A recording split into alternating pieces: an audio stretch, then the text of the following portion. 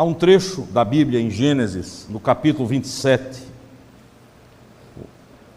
o verso 22,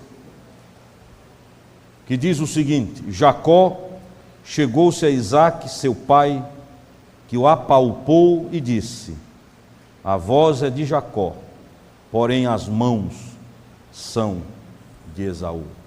A voz é de Jacó, porém as mãos são de Esaú.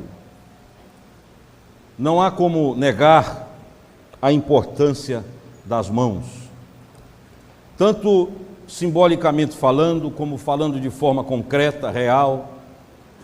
As mãos são extremamente importantes e muitas vezes só quando somos acometidos por algum tipo de enfermidade que venha a nos impedir o uso das mãos é que sentimos o quanto Deus trabalhou com sabedoria a nos dotar de mãos.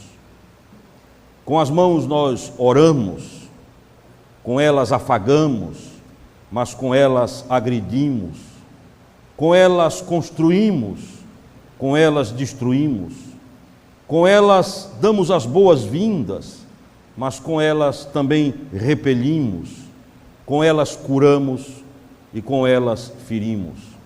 A Bíblia tem alguns exemplos extraordinários, aliás, dezenas de exemplos extraordinários da importância e da mensagem das mãos. O trecho que eu li mostra Isaque na sua velhice, já com sua vista absolutamente comprometida, já não tinha quase nada de visão, e foi, de certa forma, enganado pela esposa e pelo filho Jacó, mas quase que no limite da sua capacidade ele consegue discernir e reconhecer, embora sem muita convicção, que ali não estava Esaú e sim Jacó. Pela tessitura das mãos, ele disse: a voz na verdade é de Jacó, mas as mãos são as mãos de Esaú.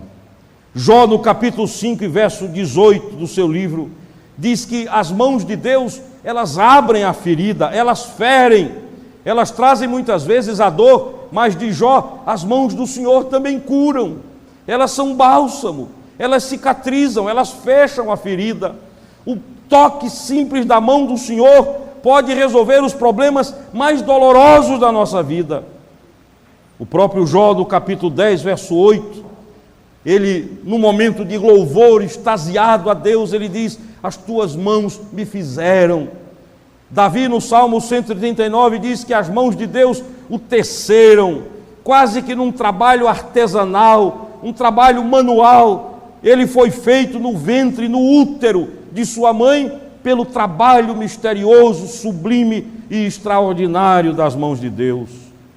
Jó, no capítulo 17, verso 9, ele diz que aquele que é puro de mãos, aquele cujas mãos não têm as manchas do pecado, estes crescem, prosperam, desenvolvem, andam para frente, não ficam andando em círculos, não ficam caminhando ao redor de uma estaca, mas andam para frente, para o alto, caminham na direção do futuro, caminham sempre na direção da bênção, do propósito eterno de Deus para as suas vidas.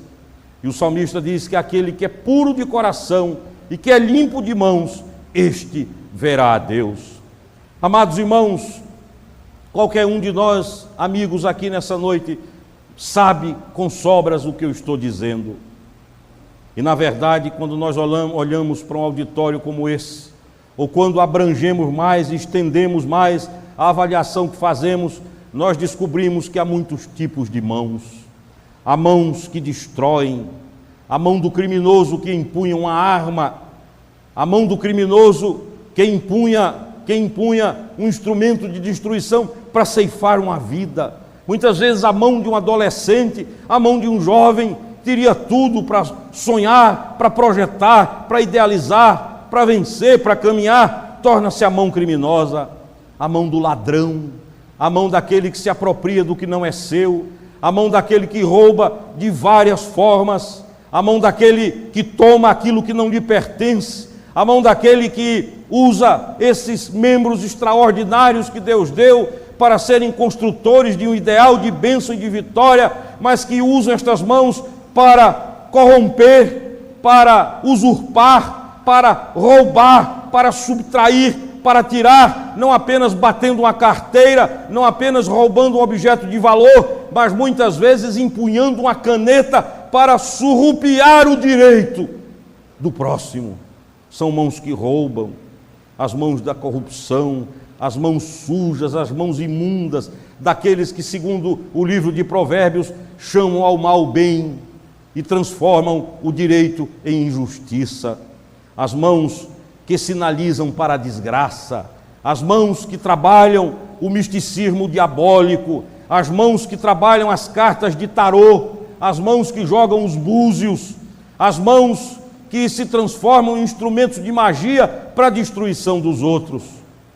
Eu ainda era muito jovem, fui para um congresso de jovens batistas em Salvador, e andando ali pela Cidade Baixa, lembro-me com uma baiana muito gorda, aproximou-se de mim com sua tábua de acarajé, e ela olhou para mim e disse: moço, eu digo, pois não. Ela disse: deixa eu ler sua mão. E olhou para o meu rosto e disse: se você me deixar ler sua mão, eu vou dizer sua vida do berço até a sepultura. E eu olhei para ela e disse: deixa eu ler a sua. Se você deixar eu ler a sua, eu vou dizer sua vida todinha da sepultura para frente. E ela ficou irada comigo. Mas as mãos servem para isso, né? As mãos se tornaram instrumentos da prática da quiromancia. Pessoas que procuram, como Manassés fazia, realizar o futuro através da leitura das próprias mãos. São mãos que sinalizam para o mal, são mãos que destroem.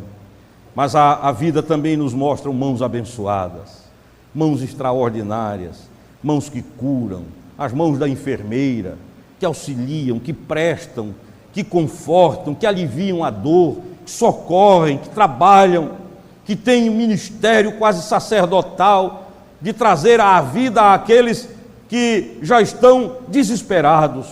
As mãos de um médico que de forma cirúrgica penetram o mais interior do corpo humano para recuperar a saúde e devolver o brilho aos olhos de alguém que já estava nos umbrais da eternidade, já a um passo da própria eternidade.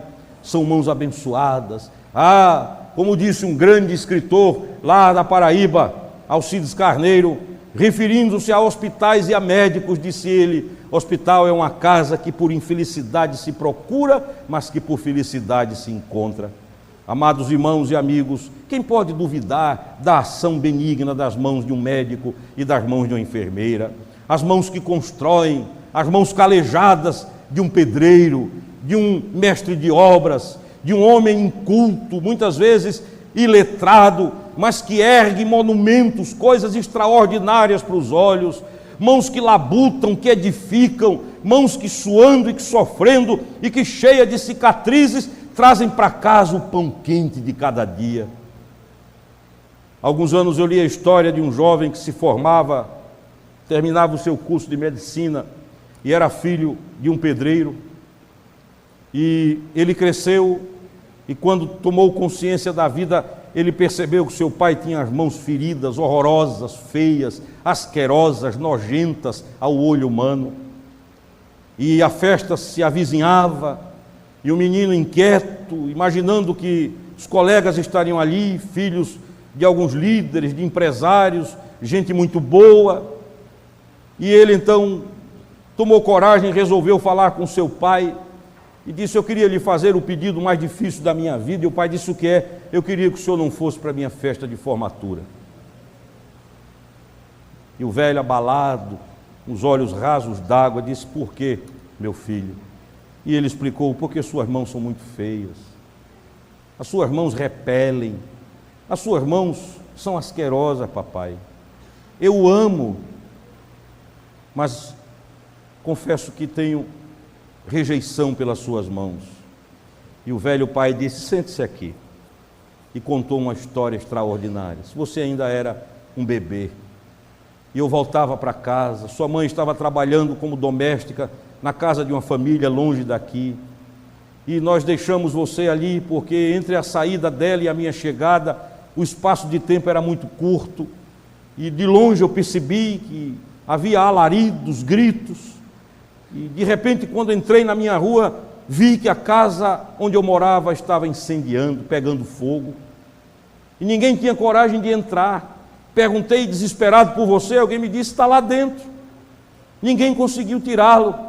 Ele disse, eu não me preocupei com fogo, com labareda, com destruição, a minha mente não elaborou nada com relação ao fato de que a casa podia desmoronar, cair sobre mim, mas o fato, filho, é que eu entrei lá, atravessei o fogo, peguei você do berço, tirei para fora, e isso que você vê é resultado do fogo que quase me devora o corpo, mas me levou grande parte das mãos naquele dia.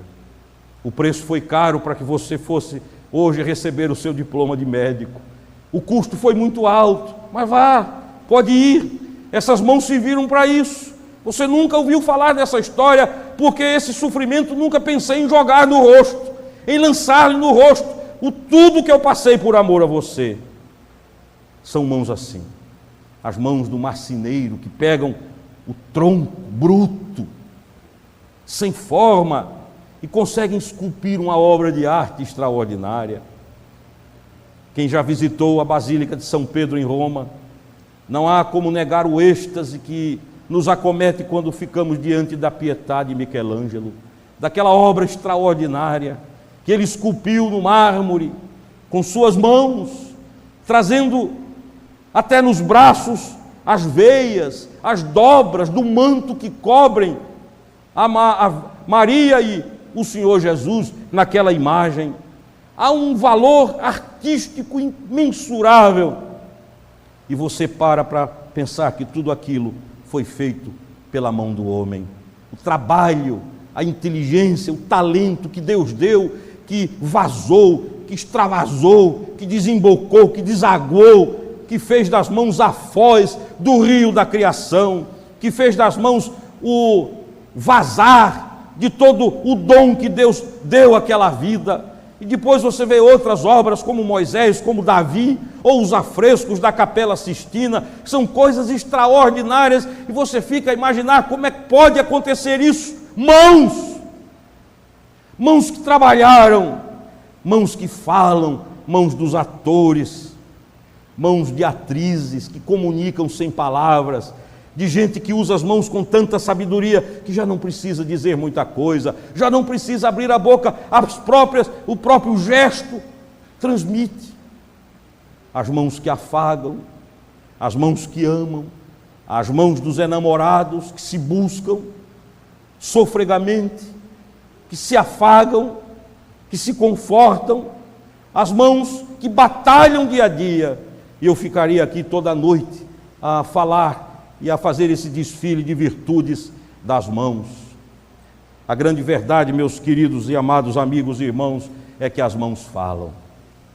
Eu me lembro ainda na minha primeira juventude, de um dos dias mais duros da minha vida, quando eu vi o meu pai estendido, inerte, em um caixão, com um terno preto de todos os domingos, com a mesma roupa com a qual pregava e pregou durante 40 anos o Evangelho.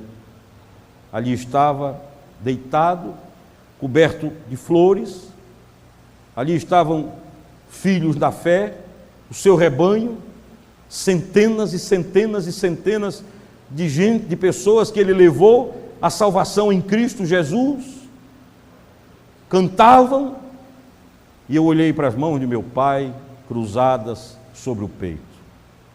Eu posso dizer a vocês que aquela foi a última mensagem que ele me entregou na vida. Aquelas mãos falaram. Era como se elas me dissessem, cruzadas sobre o peito: seja fiel à vocação que Deus lhe deu. Seja fiel ao chamado que o Senhor tem para a sua vida. Olhava para aquelas mãos que nunca nos bateram, jamais nos tocaram punindo, mas sempre nos afagaram na sua simplicidade pastoral. E elas diziam para mim naquela hora o que ele foi e onde ele estava. E eu quero dizer nessa noite para você que nos visita, que a última instância da sua vida vai ser a sua chegada perante Deus. E o que Deus vai observar na sua chegada é o que você vai trazer nas suas mãos.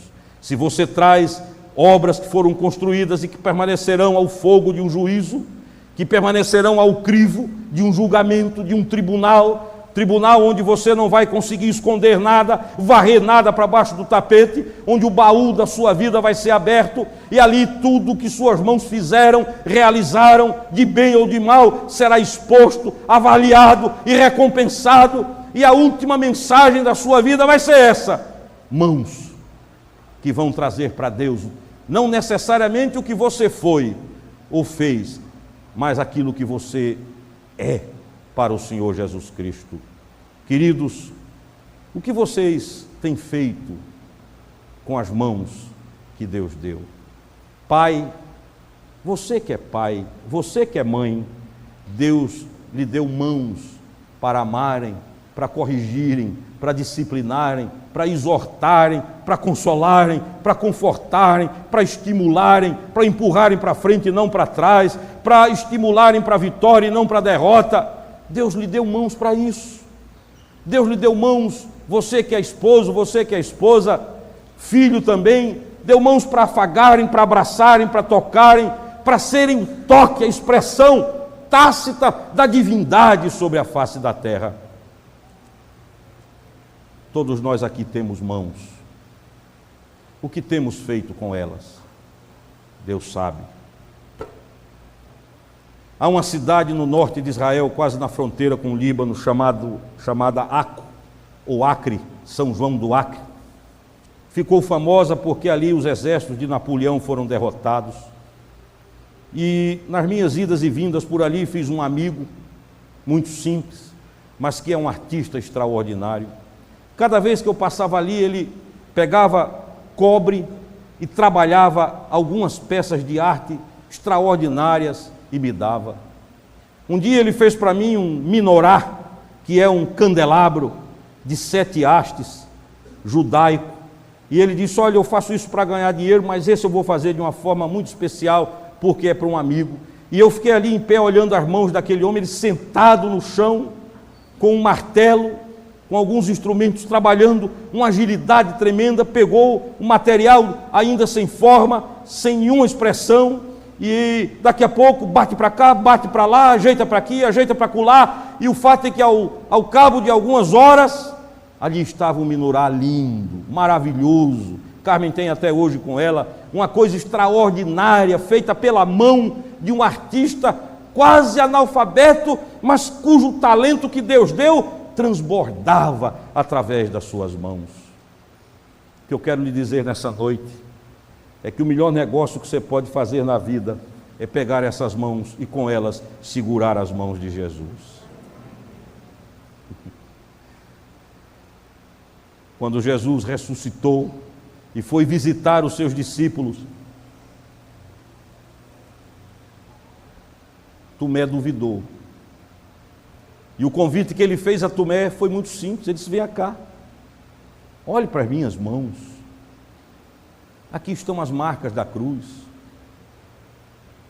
E disse mais: agora, se olhar para as minhas mãos não basta, Tomé, venha cá, olhe o lado aberto, pegue a sua mão e coloque aqui, e sinta, deixe que sua própria mão sinta a dor que eu senti.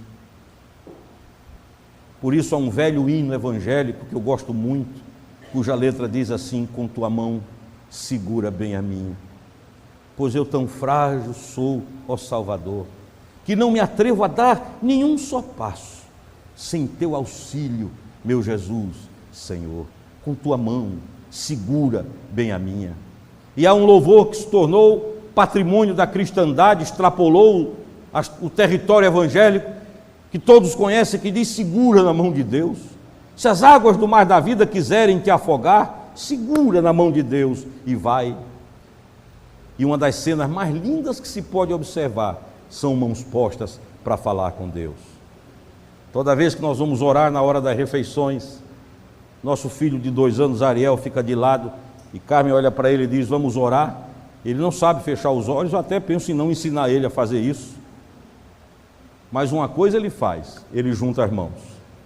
E foi instintivamente, não foi ensinado a isso. E quando a gente vai orar, ele junta as mãozinhas. E hoje aprendeu a dizer amém. hoje aprendeu a dizer amém. Graças a Deus, porque anteontem aprendeu a chamar o irmão de canalha. Então hoje Deus agiu e ele aprendeu a dizer amém. Queridos, eu quero parar por aqui, mas há muitos de vocês aqui nesse auditório que teriam uma vitória majestosa e podem ter hoje à noite, se ao invés de segurarem a mão do pecado, se ao invés de segurar a mão de Pombagira, se ao invés de segurar a mão de Exu, se ao invés de segurar a mão de Ansã, se ao invés de segurar a mão de Emanjá, se ao invés de segurar a mão de ídolos que nada fazem, se nessa noite romperem com tudo e segurarem as mãos de Jesus. Se você pegar suas mãos e disser nessa noite: Pai, segura minha mão, conduze-me estrada fora. Eu quero dizer uma coisa para você: muito antes que você pense em estender sua mão, a mão de Deus já está estendida na sua direção. Amém?